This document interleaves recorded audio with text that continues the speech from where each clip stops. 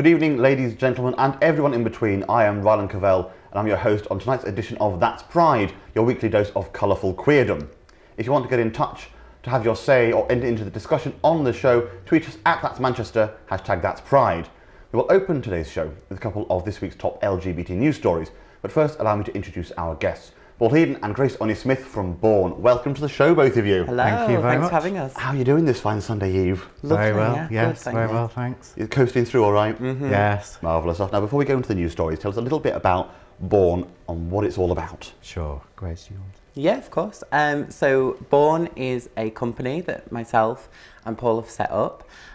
We are kind of branding it as a confidence consultancy, which is aimed at people from the trans community. We provide various different services for trans people, by trans people, to help trans people to have the confidence to live their life and be the person that they are. Exciting. We'll get on the discussion with that a bit later in the show. But first of all, let us dive into these news stories, and we'll get your feedback on what's been going on in the world. Sure thing. First of all, a transgender beauty pageant has come under fire for offering gender surgery as top prize. The pageant, based in London, sees a number of girls competing for the title of Miss Transgender UK, £5,000 in cash, as well as the top prize of the surgery. Jess Bradley, a campaigner for Action for Trans Health, said in a statement, "We believe that access to hormones, surgeries and other treatments are basic, necessary and life-saving. These are not prizes akin to a cruise or an open-top car. This makes our basic healthcare seem like luxuries, cosmetic and elective." Now, what's your take on that? I've not even heard this story. No, The first no, time. Yeah, Yeah. the first Yes. time. I don't know. It's a weird one, isn't it? I don't Yeah. think that. I think it's very strange. I think I agree with that statement about it's the surgeries and the hormones and the transition. It's a necessity for us as trans people. Not all trans people, but most trans people will rely on the health service at some point for some sort of treatment.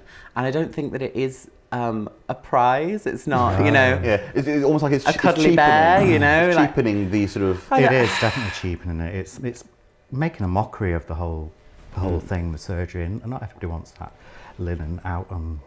I think out in so public.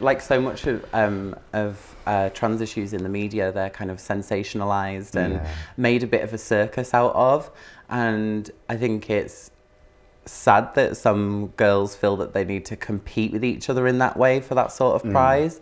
But I think it's probably just very kind of sensationalized kind of story, making a bit of a circus out of it instead of addressing what the real issues are. Around that. And of course one of the big issues in this country as well is the hoops people have to jump through to be able to get, Yes. the tick in the box to say, Yeah. go ahead with the surgery. Yeah. I mean, for me, I've been through the whole process and everything, and I absolutely have the utmost love for the NHS and all the experiences that I had. We're very lucky in Western society to, have the National Health Service that we have in this country, and to have all of the kind of amazing things that we're afforded as trans people. Being a trans person in another part of the world, it can be an incredibly different story. Even in like countries like America, trans people have to turn to like backstreet pumping and things like that to feminize themselves. That's well because they have health insurance rather than a health service, don't Yeah, they? So exactly. It costs a lot of money. They have to fund their transition in a way that we don't in this country, and again that's why we're very lucky. So I don't know. I think it just seems a bit kind of barbaric and a bit sensational for them to kind of award that as a prize. Yeah. But another thing that was brought up in this news story was the idea of a prescribed idea of trans beauty as well. So there's people saying, well, it's just people so they can express themselves. But another sort of section of people say, well, it's a pageant. It's going to look for a particular kind of beauty. Yeah. And there's categories. Yeah. It's a category. I think that's And what more tick boxes. Yeah, absolutely. And I think that's what we're doing with Bourne is, breaking down beauty rules, and instead of having like an unattainable goal, what we're more interested in is helping people to realize their potential and just be themselves. So instead of it being like, oh, you need to be such and such a height, you need to be this weight, you need to have your hair like this, your makeup like this, it's about unlocking your own confidence. Do you know what I mean? So embracing the masculinity and the femininity inherent in yourself as a person. Yeah, and just finding, you know, where you fit on that spectrum of gender, I guess. And I think that's things like pageants. It's, you know, it is kind of like you say, it's a category. It's a putting a kind of stamp on what their take on trans beauty is. Criteria, haven't they, that they going to be judging on. You know, are they going to have, you know, like, what's, you know, how, you know, what's your favourite thing? Oh, world peace. Yeah. You know, the swimsuit competition. You know, what the hell are going to be involved in this? I'm very curious to see how it sort of opens up. But Kelly Maloney is one of the judges, apparently. Oh, right. Okay. Okay. So, you know, have to wait and see how that turns out. I wonder if she's ever been in a beauty pageant. I'm not entirely sure. We'll have to write and ask her, perhaps. I'd love to see the swimsuit round with Kelly Maloney. That'll be interesting. Yeah. Do you think she'd win it? Yeah, I think so. With a pair of Spanx, maybe. Nice. We'll dive on to our next story now. This is that a student has been jailed in Tunisia after his phone number was found by police on the body of a man with which he had been sleeping. The unnamed student was arrested in September and sentenced to a year in prison, where there is a maximum penalty of 3 years jail time for same-sex sexual relations. So this is, you know, very North Africa, very close to Europe, but still quite, shall we say, behind the times on sort of LGBT acceptance. This is an odd country as well, looking at their sort of the pros and cons, essentially. You know, all the tick boxes that they have. You can do this, can't do that. A lot of countries obviously have, you know, it's anti-sodomy laws, whereas in Tunisia it's same-sex sex. So men and women are punished equally. Right. Oh, sort of unfortunate situation, shall we say? Yeah. Like, oh no, I don't know that. Yeah.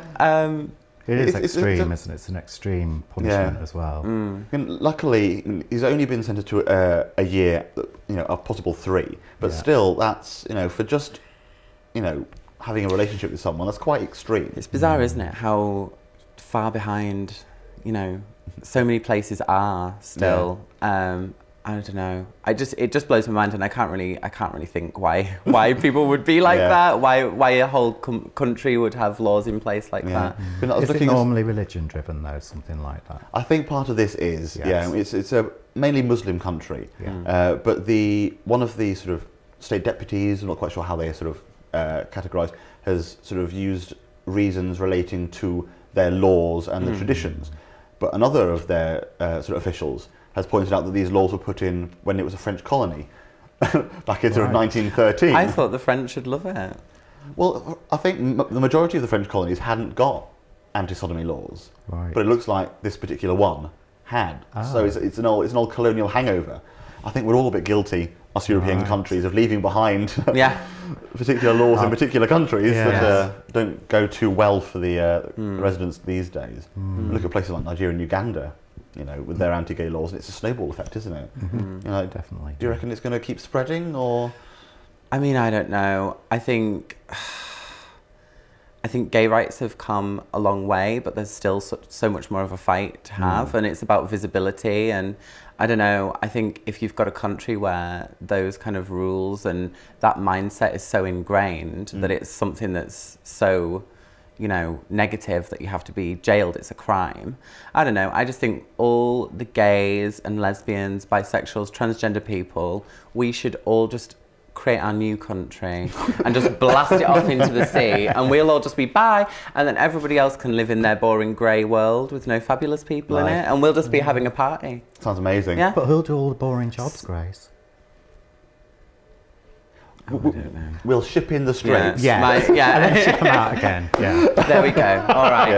Well, there was a right-wing speaker in America a couple of years ago who was saying, I think he was a pastor, who was saying, you know, we'll get rid of all the gays by essentially building a concentration camp, putting them all in. And then they'll die out because they don't breed, and there'll be no more gay people. I just thought, you don't understand how this works, do you? Like, you know, he thinks he does. He thinks he does. I was like, you know, if you want to stop having gay babies, just stop having straight sex. Because that's how it happened. It's their fault. It's their fault, you know.